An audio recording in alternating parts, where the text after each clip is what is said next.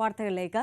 എമ്പുരാനിലെ ചില രംഗങ്ങളെക്കുറിച്ച് ഉയർന്ന വിവാദം മുതൽ Janaki versus state of Kerala വരെ എത്തി നിൽക്കുകയാണ് സമീപകാലത്ത് മലയാള സിനിമയിലെ ആവിഷ്കാര സ്വാതന്ത്ര്യത്തെക്കുറിച്ചുള്ള ചർച്ചകൾ.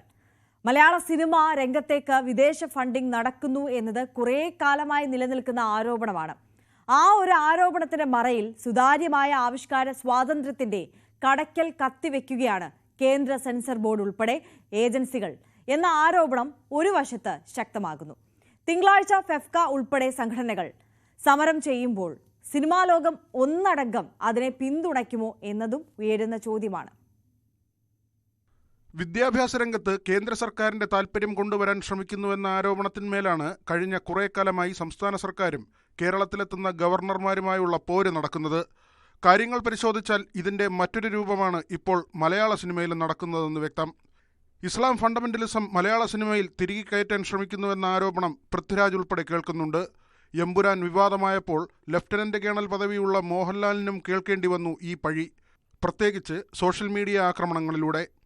വർഷങ്ങൾക്ക് മുൻപ് പുറത്തിറങ്ങിയ എന്ന് സ്വന്തം ജാനകിക്കുട്ടി എന്ന സിനിമ മുൻകാല പ്രാബല്യത്തോടെ നിരോധിക്കുമോ എന്നാണ് കേന്ദ്ര സെൻസർ ബോർഡിനോട് നിലവിലെ വിവാദത്തിൽ ഒരു വിഭാഗത്തിന്റെ ചോദ്യം.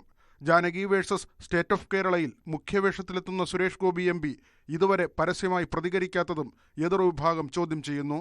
2 ദേശീയ അവാർഡുകളും 7 സംസ്ഥാന പുരസ്കാരങ്ങളും നേടിയ നിർമാല്യം ഇപ്പോഴാണ് പുറത്തിറങ്ങിയതെങ്കിൽ എന്താകും കേരളത്തിൽ സംഭവിക്കുക എന്ന് ചിന്തിക്കാൻ കഴിയില്ല.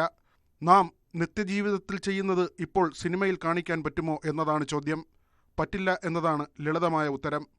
നാളെ ഒരു ഫിലിം മേക്കറിനും ഇങ്ങനൊരു ദുരവസ്ഥ വരരുത് എന്നുള്ളതാണ്. നിങ്ങൾ പ്രസിഡൻസിനെ കുറിച്ചാണ് പറയുന്നതെങ്കിൽ നമുക്കറിയാം, നമുക്ക് പട്ടാളം ജാനകി ഇവിടെ ഉണ്ടായിട്ടുണ്ട്, സീതാ കല്യാണം ഇവിടെ ഉണ്ടായിട്ടുണ്ട്, എന്ന് സ്വന്തം ജാനകിക്കുട്ടി ഉണ്ടായിട്ടുണ്ട്, അനവധി സിനിമകൾ, ജാനകി എന്ന കഥാപാത്രമുള്ള എത്ര സിനിമകൾ നമ്മൾ ഉണ്ടായിട്ടുണ്ട്. അപ്പോൾ അന്നത്തെ ആ സാമൂഹിക ചരിത്ര സന്ദർഭത്തിൽ നിന്നും ഇന്നിനെന്താണ് വ്യത്യാസം? അന്നത് പ്രശ്നമില്ല, ഇന്നത് പ്രശ്നം ഉണ്ടാകും എന്ന് പറയുന്നിടത്തല്ലേ യഥാർത്ഥ പ്രശ്നം.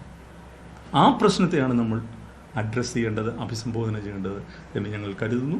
പൊളിറ്റിക്കൽ കറക്റ്റ്നെസ് ഒരു വിഭാഗത്തിന്റെ മാത്രം കുത്തകയല്ലെന്നും തങ്ങളുടെ ബിംബങ്ങളെ അപമാനിച്ചാൽ അത് ചോദ്യം ചെയ്യുമെന്ന് ഒരു വിഭാഗം പറയുകയും ചെയ്യുമ്പോൾ അതിൽ ന്യായം കാണുന്നവരുമുണ്ട്.